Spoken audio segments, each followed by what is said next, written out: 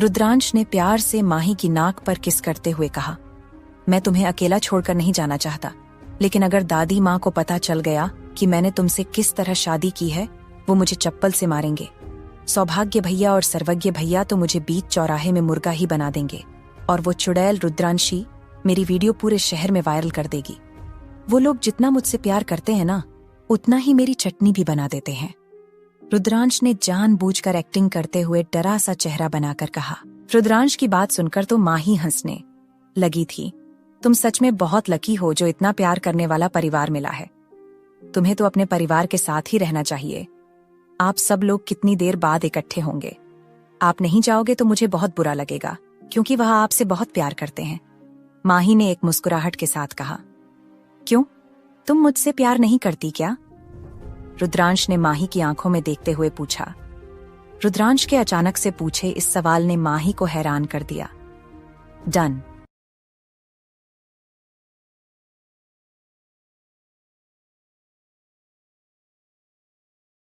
रुद्रांश बस माही की आंखों में देखते हुए उसके कुछ बोलने का इंतजार कर रहा था, और वहीं माही की तो सांसें ही अटक गई थीं। वो नहीं जानती थी कि इस समय उसे क्या कहना चाहिए था। असल में माही बस इतना जानती थी कि उसे रुद्रांश के साथ रहना अच्छा लगता था। प्यार के टॉपिक पर तो उसने कभी सोचा ही नहीं था। जब वो पहले रुद्रांश के साथ अपने घर पर रहती थी, तो रुद्रांश उसके लिए बस एक दोस्त की तरह था। उसे लगता था कि रुद्रांश एक गे था, और अब रुद्रांश की असली पहचान जानने के बाद तो उसे रुद्रांश के साथ रहते पूरे 2 दिन भी पूरे नहीं हुए थे। वो कैसे बता सकती थी कि उसके दिल में असल में क्या था? क्या वो रुद्रांश को बस पसंद करती थी, या ये प्यार था? वाइफी जवाब दो, do you love me? Rudransh ने अपने सवाल को और ज्यादा क्लियर करते हुए पूछा। माही बेचारी की तो बत्ती ही गुल हो गई थी। वो इतना ज्यादा परेशान हो गए कि उसे हिचकी आना शुरू हो गई थी। माही को हिचकी लेते देख रुद्रांश को तो हंसी आ गई। पागल लड़की, इतना स्ट्रेस क्यों ले रही हो? रुद्रांश ने प्यार से माही की पीठ सहलाते हुए कहा, और उसे पानी का गिलास दिया। माही अक्सर जब भी थोड़ी ज्यादा स्ट्रेस ले लेती थी तो उसे हिचकी आना शुरू हो जाती थी। प्यार का मामला तो वैसे भी जिंदगी में कॉम्प्लिकेटेड होता है। इसके बारे में सोचने के लिए वक्त चाहिए होता है। पानी पीकर भी उसकी हिचकी शांत नहीं हो रही थी, क्योंकि रुद्रांश का चेहरा सामने था, और उसे देखकर तो माही की हिचकी बढ़ सकती थी, पर रुक नहीं सकती थी। चलो मेरा वाला तरीका आजमाते हैं, रुद्रांश ने माही को देखते हुए कहा। रुद्रांश की बात सुनकर तो माही की आंखें एकदम से बड़ी हो गई थीं। वो अच्छे से जानती थी कि रुद्रांश उसके किस तरीके की बात कर रहा था। उसने कुछ कहने के लिए अपने होंठ हल्के से अलग किए ही थे कि रुद्रांश ने माही के होठों को अपने होठों में भर लिया। उसने अपना एक हाथ माही की गर्दन के पीछे रखा था कि वो हल पास रहे, और दूसरा माही की कमर पर, ताकि उसकी पीठ को टेबल से प्रॉब्लम ना हो। रुद्रांश बारी बारी से माही के दोनों लिप्स को सक कर रहा था। माही बेचारी की तो हालत ही खराब हो गई थी, क्योंकि रुद्रांश अभी उनकी फर्स्ट किस के मुकाबले ज्यादा डीपली किस कर रहा था।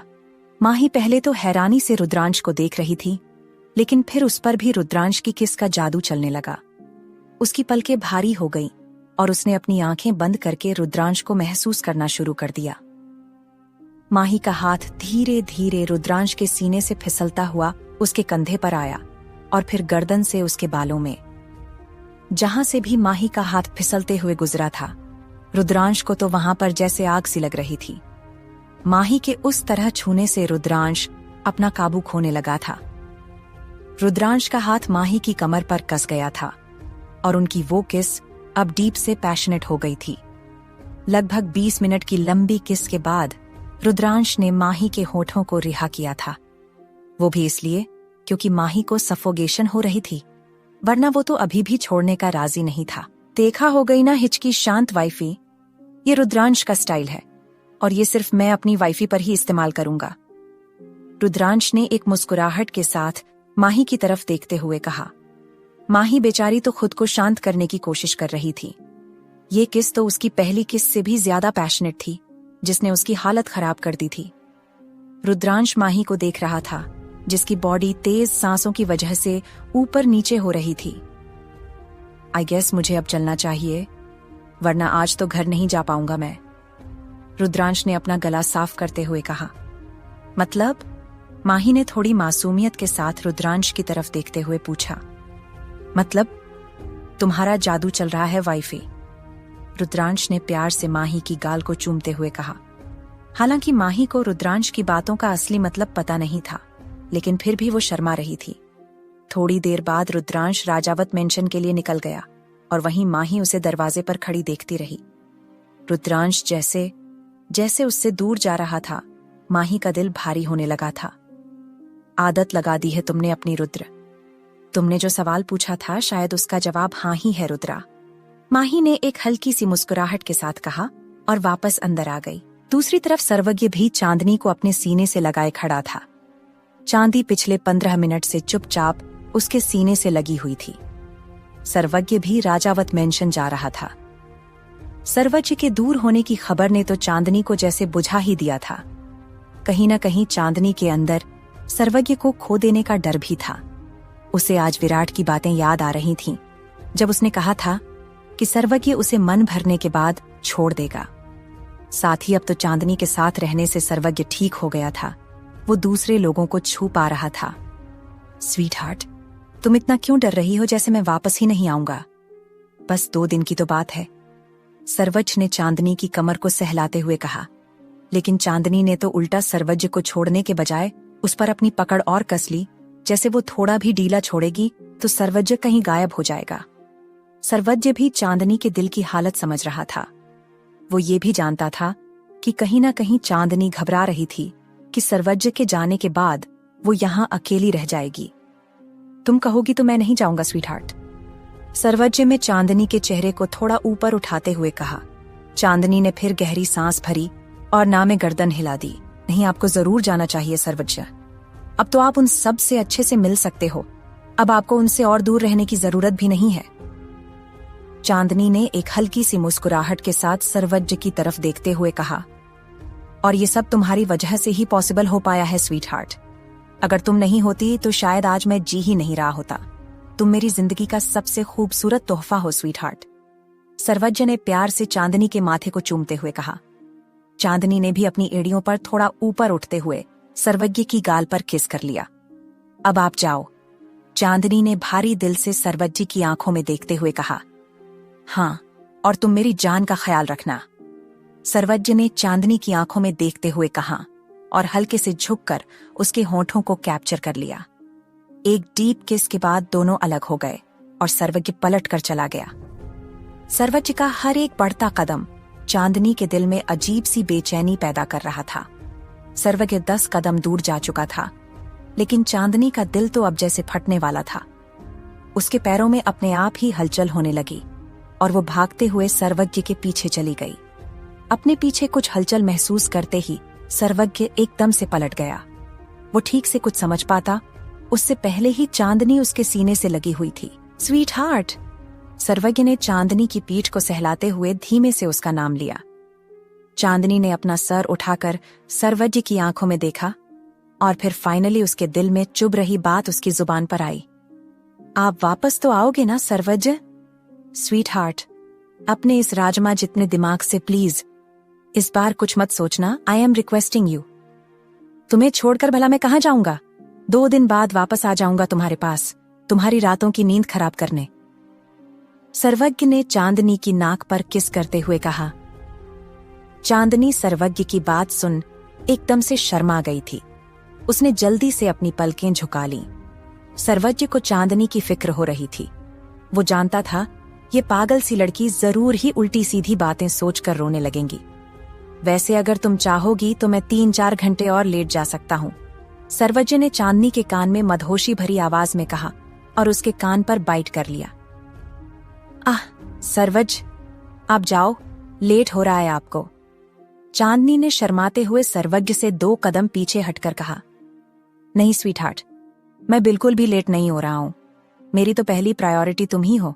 तुम चाहोगी तो मैं रुक जाऊंगा थोड़ी देर के लिए, सर्वज्ञ ने चांदनी को खुद के और करीब खींचकर उसकी गर्दन पर किस करते हुए कहा। चांदनी ने कसमसाते हुए बड़ी मुश्किल से सर्वज्ञ को खुद से दूर किया। आप जाओ, मैं बिल्कुल ठीक हूँ, चांदनी ने सर्वज्ञ का हाथ पकड़कर बोला और उसे कार के पास ले आई। चांदनी ने सर्वज्ञ के लिए गाड़ी का दरवाजा खोला। कार वाला आइडिया भी बुरा नहीं है। सर्वज्ञ ने एक डेविल स्माइल देते हुए चांदनी को अपनी बाहों में खींचकर कहा, क्या? लेकिन मैंने तो दरवाजा इसलिए खोला था कि।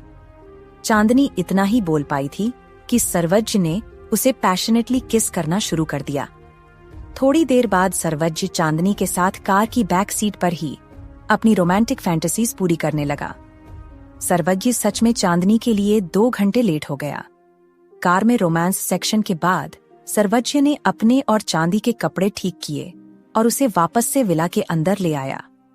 चांदनी ने अपना चेहरा सर्वज्ञ के सीने में छुपाया हुआ था, जो शर्म से पूरा लाल हो चुका था।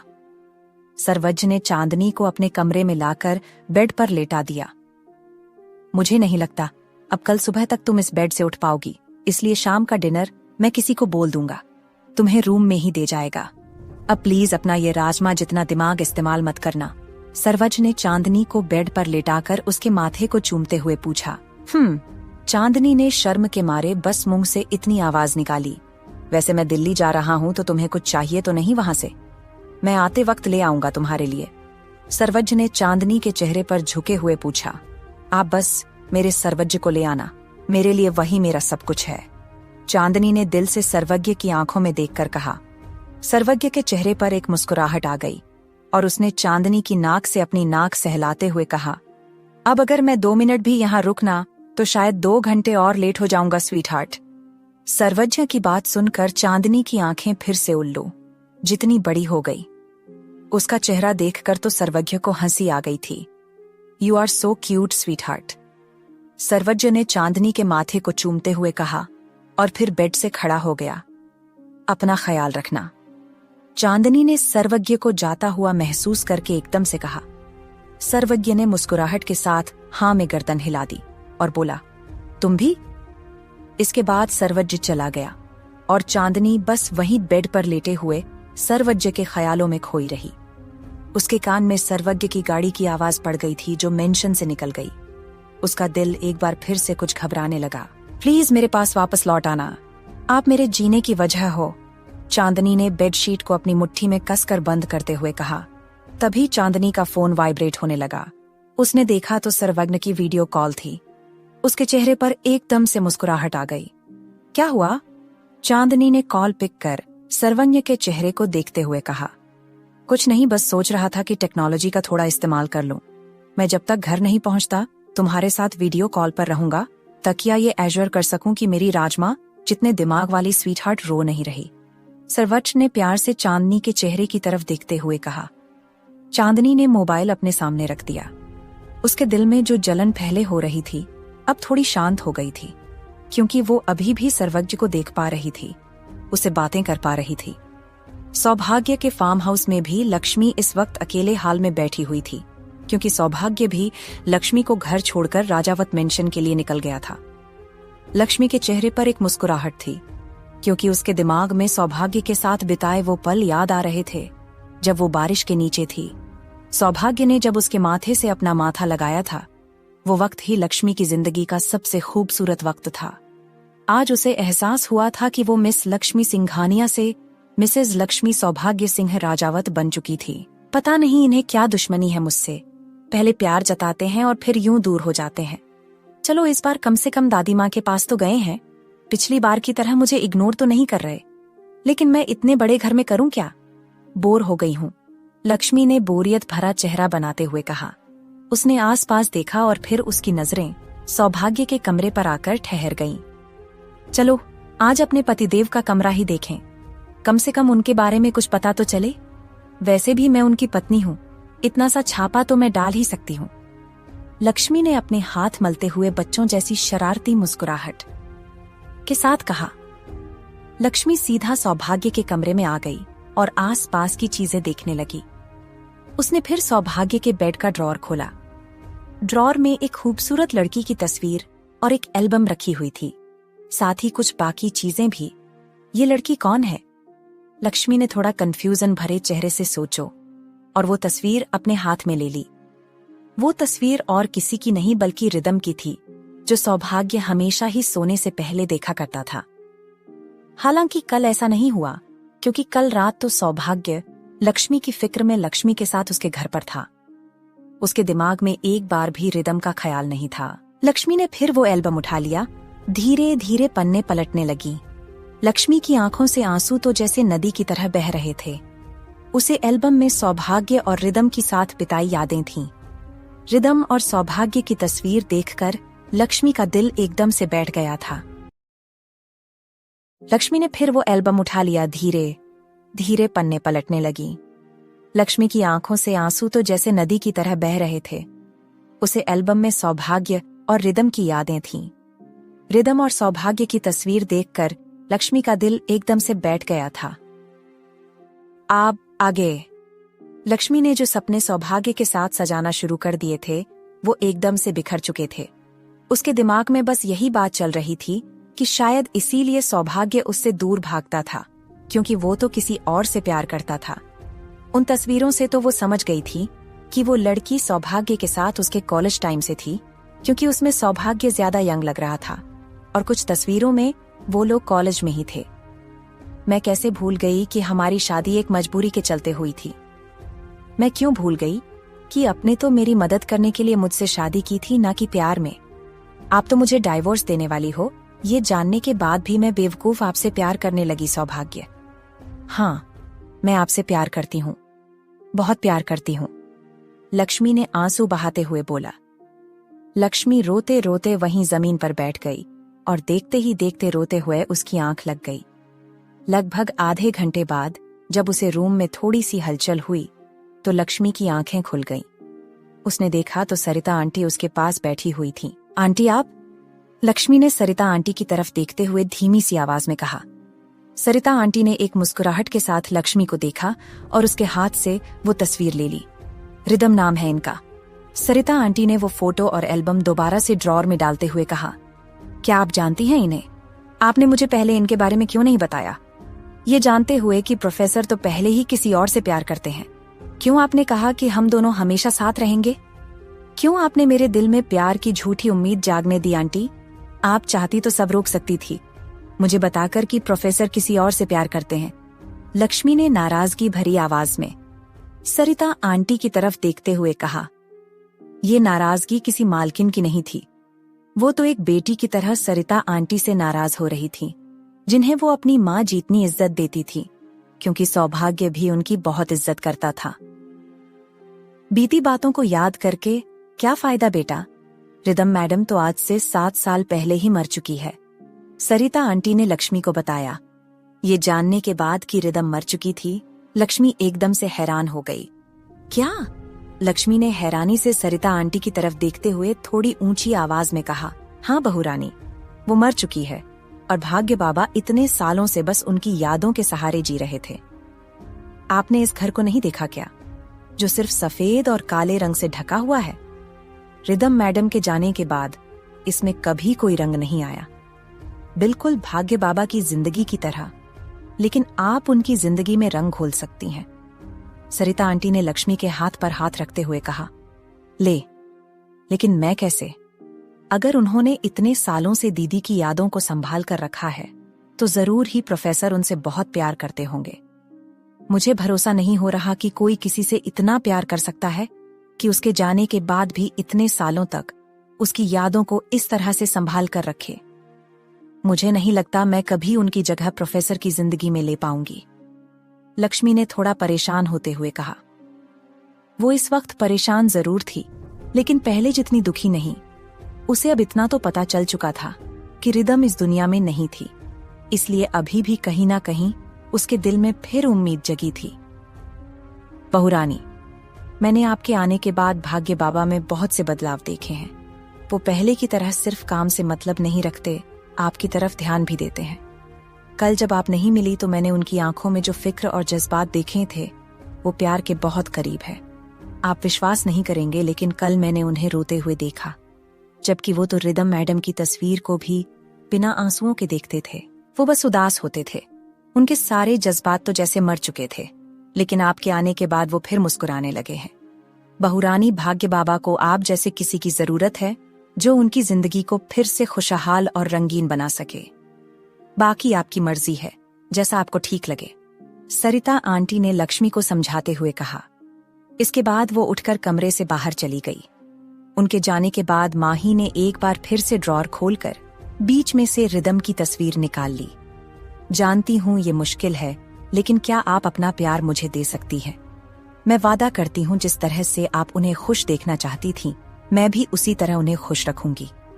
हमेशा उनका ख्याल रखूंगी और अब उन्हें कभी उदास नहीं होने दूंगी।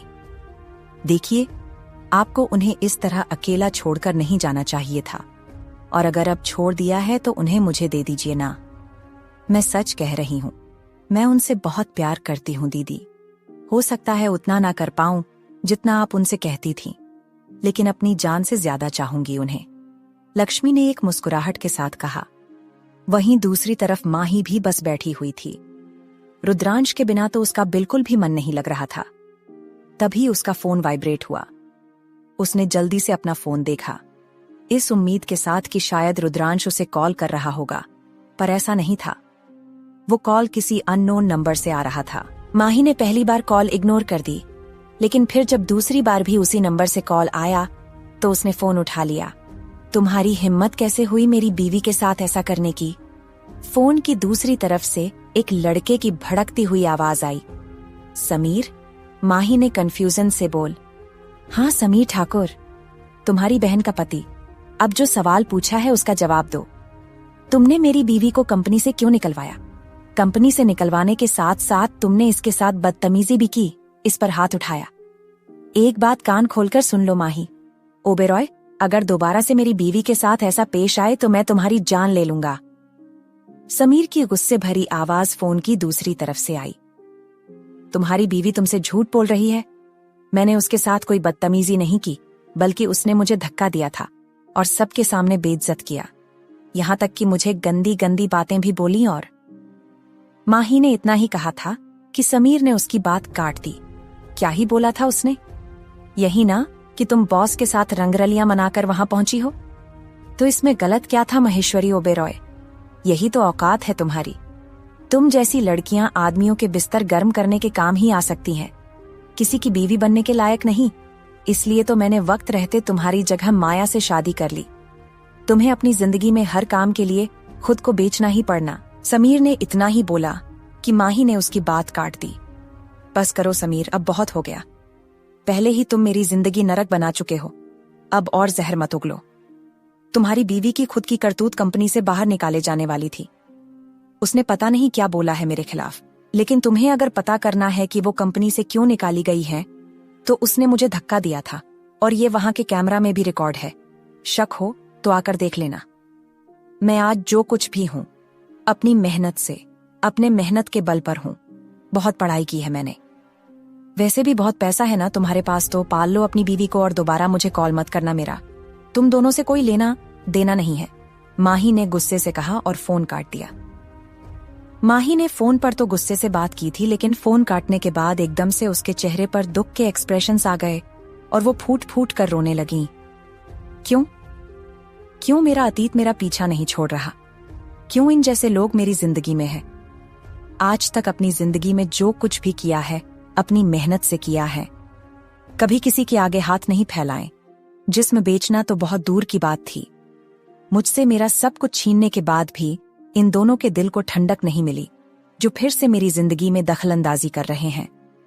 नहीं चाहिए मुझे इन दोनों की मौजूदगी अपनी जिंदगी में।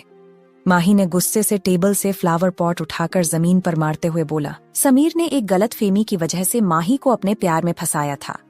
पहले समीर ने ही माही को अप्रोच किया था, उसे अपने प्यार के जाल में फंसाकर उससे शादी करने वाला था, लेकिन शादी के मंडप में समीर ने माही को अकेला छोड़ दिया और माया से कोर्ट मैरिज कराया।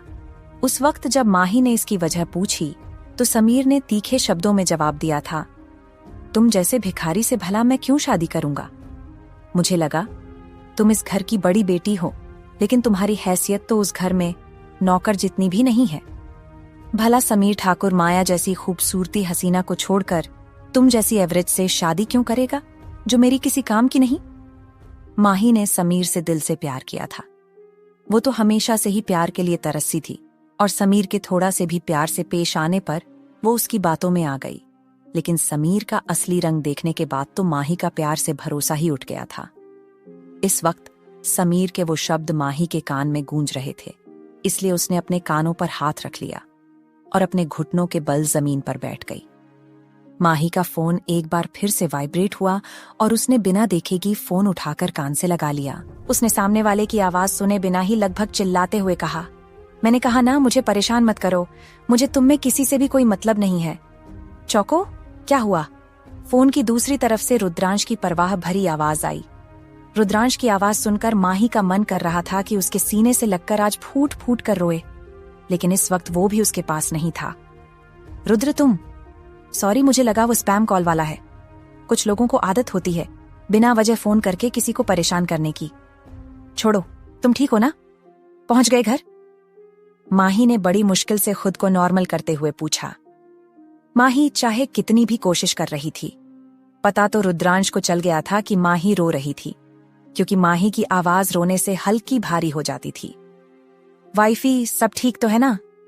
तुम्हारी आवाज से तो लग रहा है कि तुम रो रही हो। रुद्रांश ने फिर से बड़ी परवाह से पूछा। अरे नहीं, मैं क्यों रोने लगी भला? वो मेरा नाक बंद हो गया है, थोड़ी सी सर्दी लग गई थी बस, माही ने बहाना बनाते हुए कहा। अगले ही पल फोन कट गया और उससे अगले पल में माही को अपने फोन पर रुद्रांश की वीडियो कॉल आई। माही तो रुद्रांश की वीडियो कॉल देखकर थोड़ी घबरा गई थी, क्योंकि उसके चेहरे को देखकर रुद्रांश पहचान जाता कि माही रो रही थी। अब मैं क्या करूं? माही ने थोड़ा घबराते हुए सोच और फिर थोड़ी देर बाद कॉल उठा ली। मैं के कॉल उठाने के बाद रुद्रांश की इरिटेट हुई आवाज आई। चौको, अपना कैमरा ऑन करो, समझी? मुझे अभी तुम्हारा चेहरा देखना है। वो लाइट बंद है, माही ने बहाना बनाते हुए कहा। फाइन। रुद्रांश ने इतना कहकर फोन काट दिया। माही के लिए ये थोड़ा रूखा सा था, इसलिए उसे अब पहले से भी ज्यादा रोना आने लगा। दूसरी तरफ चांदनी कमरे में बैठी हुई सर्वज्ञ की तस्वीर को देखकर बातें कर रही थी।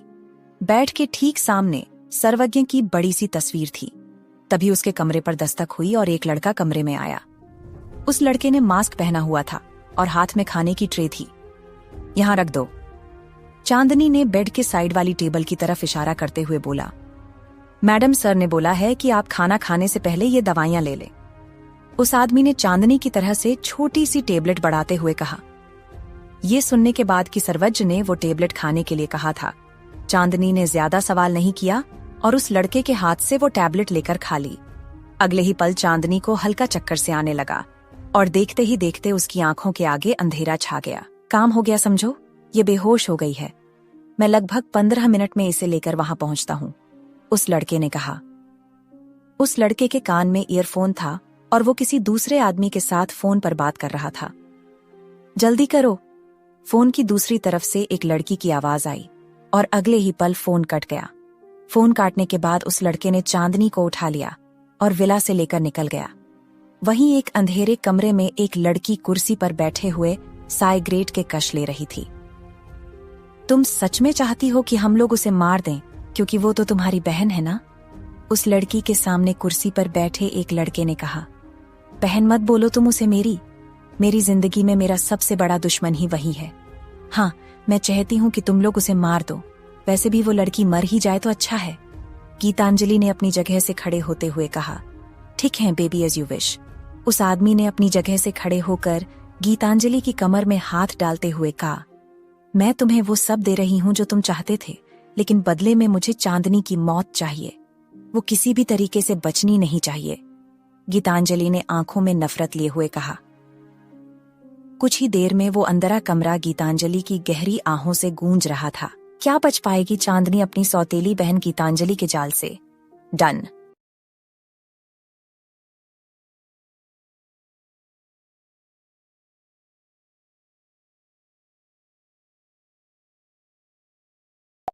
था कब दोपहर से शाम ढल चुकी थी। समीर की आवाज सुनकर उसे अपना बीता हुआ कल याद आ गया, जिसने उसके दिल पर लगे जख्मों को बुरी तरह से खुरेद दिया था। उन सब बातों की उसे आदत भी थी, पर आज पहली बार उसे रुद्र थोड़ा सा रूढ़ लगा।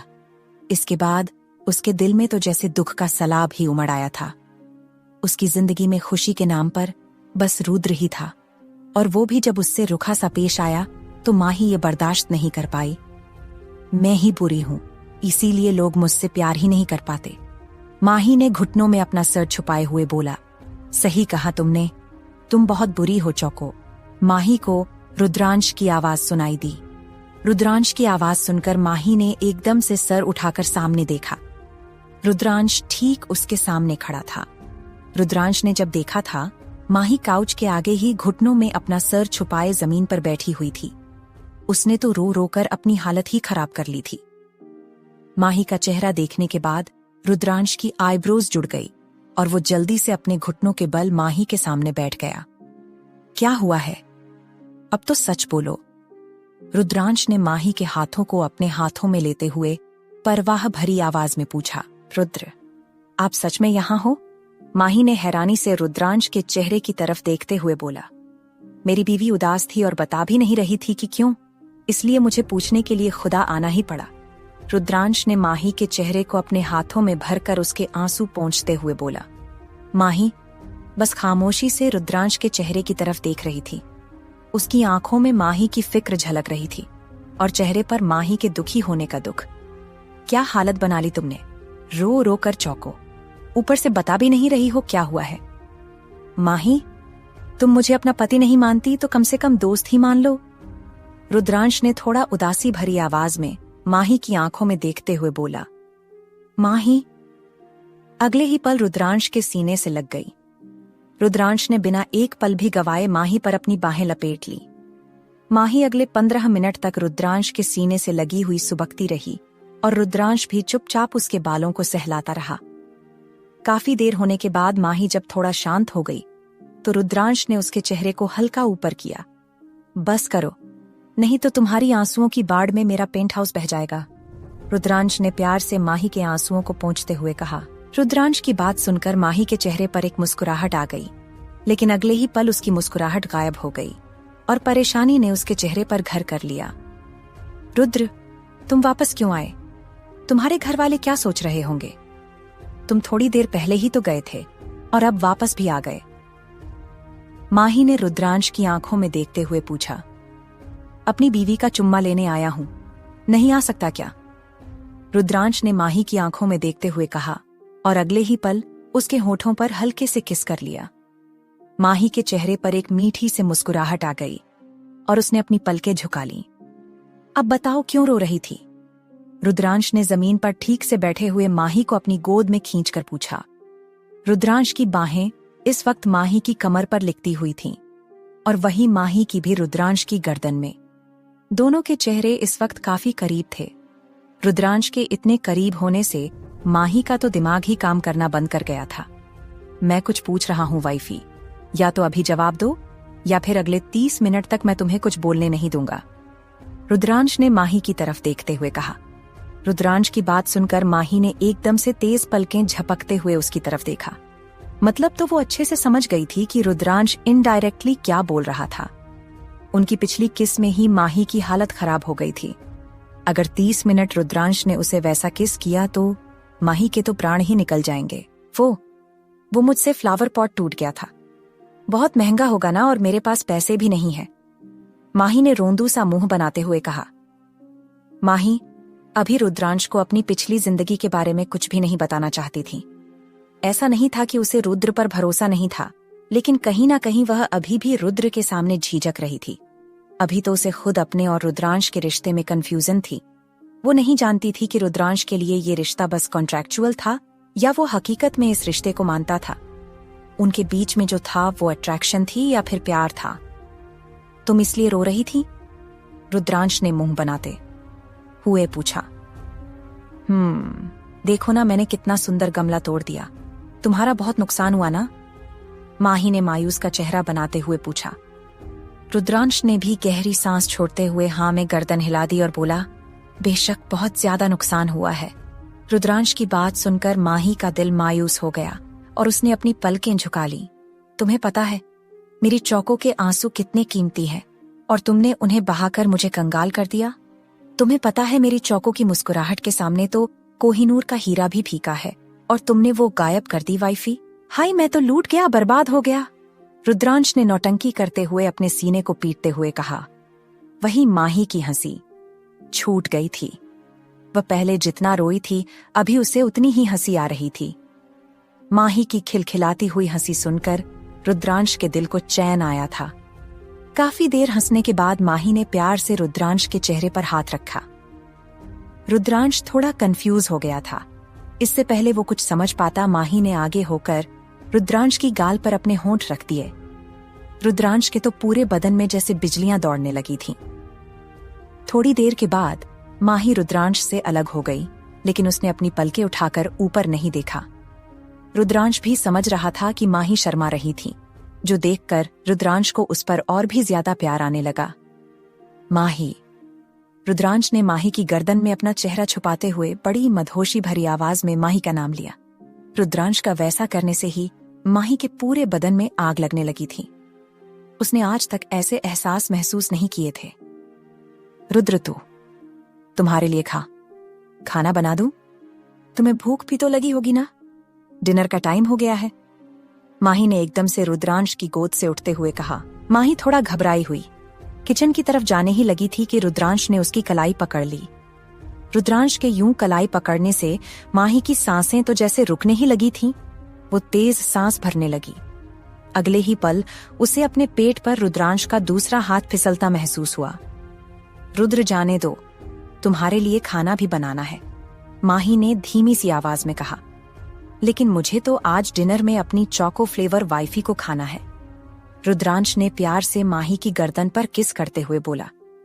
माही के अंदर तो एकदम से सिमरन दौड़ गई थी। माही की धड़कनें एकदम तेज हो गईं। उसने अपना पूरा जोर लगाकर खुद को रुद्र की पकड़ से छुड़ाया और भागती हुई किचन की तरफ चली गई। माही को यूं जाता देख रुद्रांश के चेहरे की मुस्कुराहट गहरी हो गई। कब तक मुझसे दूर भगोगी? एक दिन तुम्हें मेरी बाहों में आना ही होगा, एंड आई स्वेयर उस दिन मैं तुम्हें पूरा का पूरा खा जाऊंगा चौको, रुद्रांश ने अपने बालों में हाथ घुमाते हुए कहा। उसकी नजर फिर माही के फोन पर पड़ी। उसने कुछ सोचा और फिर माही का फोन उठा लिया। माही का फोन चेक करने के बाद उसने वापस वहीं पर रख दिया और अपना फोन निकालकर किसी को कॉल किया। शिवम भैया, मैं आपको एक नंबर सेंड कर रहा हूँ, आप प्लीज पता करो कि ये किसका नंबर है, रुद्रांश ने फोन पर कहा और फिर फोन वापस पॉकेट में रखकर किचन की तरफ चला गया।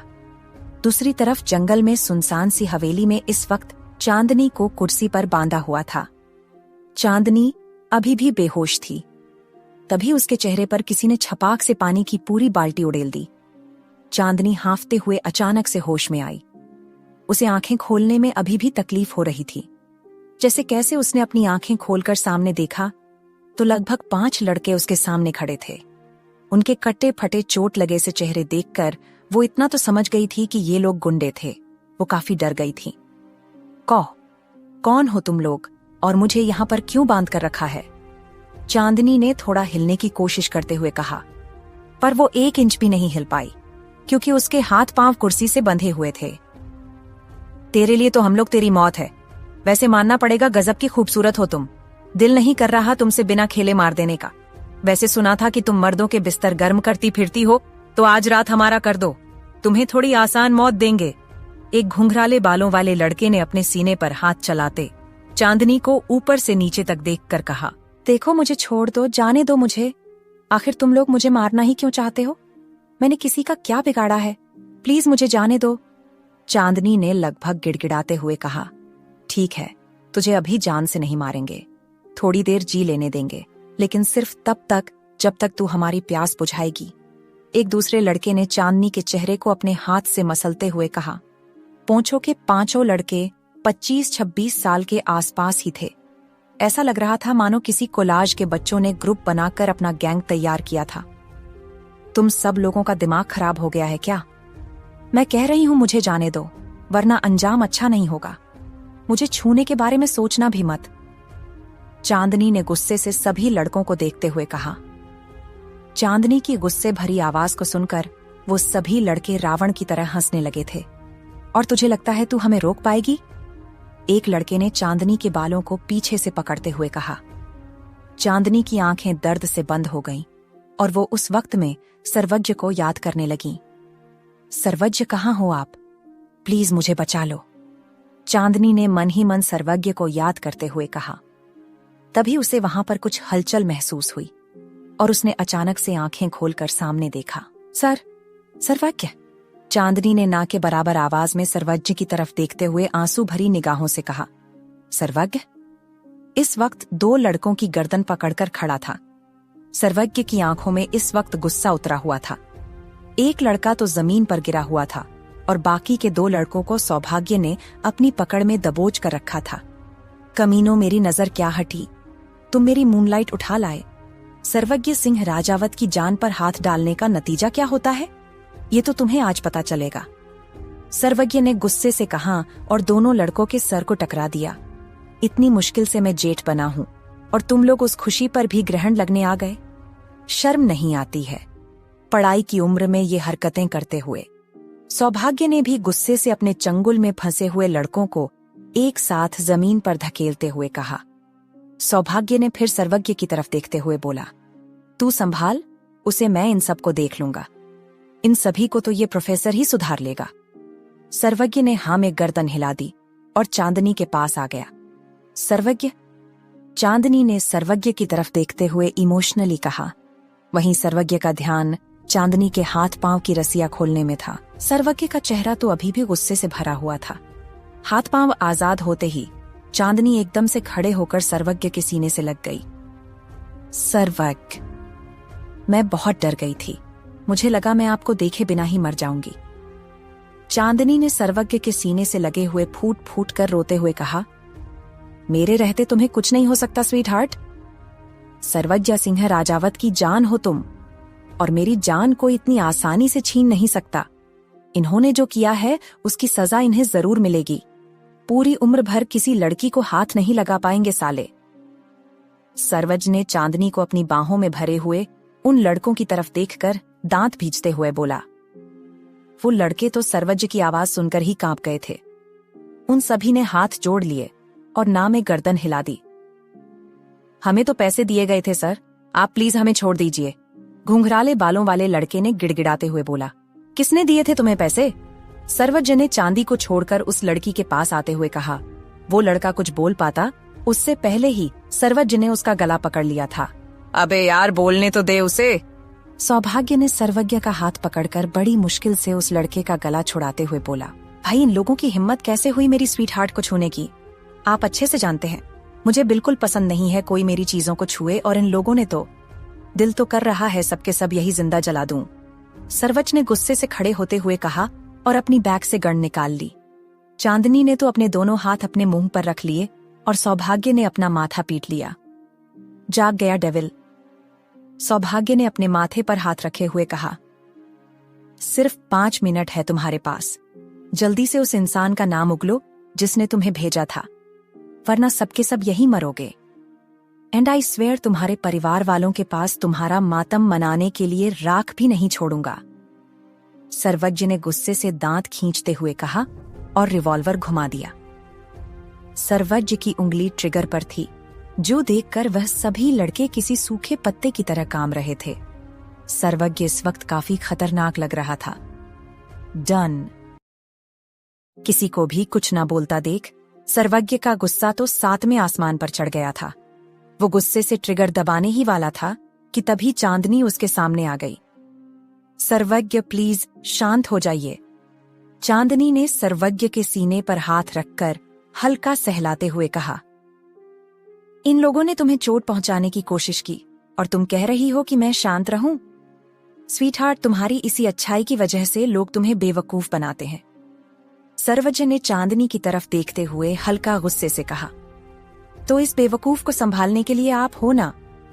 चांदनी ने सर्वज्ञ की आंखों में देखते हुए हल्की मुस्कुराहट के साथ कहा। सर्वज्ञ के गुस्से पर पानी फिर गया। उसके चेहरे पर ना चाहते हुए भी हल्की मुस्कुराहट आ गई। तुम ऐसा मत किया करो यार, मैं गुस्सा कर रहा था ना। सर्वज्ञ ने चांदनी की आंखों में देखते हुए बच्चों जैसे इरिटेट होकर कहा, मत करिए ना, शांत हो जाइए, इन्हें एक मौका देते हैं। चांदनी ने सर्वज्ञ का हाथ पकड़कर उससे गण लेते हुए कहा। चांदनी के हाथ में गण आते ही सौभाग्य ने जल्दी से गन खुद ले ली और अपनी पॉकेट में रख ली। इस कुत्ते को तो कोई कुछ नहीं बोलेगा, हमेशा की तरह हंटर तो मुझी पर बरसेगा। सौभाग्य ने सर्वज्ञ की तरफ देखते हुए बड़बड़ाया, भाई अब आप इनके मुंह से वो नाम उगलवा लो, नहीं तो मैं सच कह रहा हूं, मैं इन लोगों को जिंदा नहीं छोड़ूंगा और बोल दूंगा कि आपने मारा है। सर्वज्ञ ने मुंह बनाते हुए बोला, हद है यार, मैं तुझसे बड़ा हूं, इस बात की सजा मिल रही है मुझे। सौभाग्य ने अपनी कमर पर अपने दोनों हाथ रखते हुए बोला, भाई अब आप पूछ रहे हो या मैं इन लोगों को बिजली के झटके दूं? सर्वज्ञ ने 2 कदम उन लड़कों की तरफ बढ़ते हुए कहा था कि सभी लड़के एक साथ चिल्लाने लगे, नहीं नहीं सर प्लीज, हमें छोड़ दीजिए दीदी, आप ही समझाइए ना जीजू को। सभी लड़कों ने हाथ जोड़े हुए चांदनी की तरफ देखकर कहा। जीजू सुनकर तो चांदनी थोड़ा शर्मा गई थी। वही सर्वज्ञ के चेहरे पर चांदनी की लाल शक्ल देख एक मुस्कुराहट आ गई और उसने चांदनी की कमर में हाथ डालकर उसे अपने करीब खींच लिया। तो जीजू के सालों बताओ कौन था? सर्वज्ञ ने उन लड़कों की तरफ देखते हुए थोड़ा शांति से पूछा। नाम तो हम नहीं जानते सर, बस इतना जानते हैं कि एक लड़की आई थी। एक लड़के ने जवाब दिया। लड़की? सर्वज्ञ, चांदनी और सौभाग्य तीनों ने कंफ्यूज से चेहरा बनाते हुए कहा। हाँ, हम बस इतना बता सकते हैं कि उसके लेफ्ट आईब्राउ पर एक कट था और गले में एक पेंडेंट वाली चेन थी जिसमें जी बना हुआ था। लड़की की पहचान सुनकर तो चांदनी एकदम से डगमगा गई, पर सर्वज्ञ ने चांदनी को संभाल लिया। गीता जनली दीदी, मैं जानती हूँ मैं उन्हें पसंद नहीं हूँ, लेकिन वो मुझे इतना ज्यादा ना पसंद करती है कि मेरी जान लेना चाहती है। ये मैंने नहीं सोचा था। सौतेली सही, पर वो मेरी बहन है। उन्होंने मेरे साथ जो किया, मुझे मल्होत्रा के घर भेजकर, मैं फिर भी उनसे कुछ नहीं कहा, पर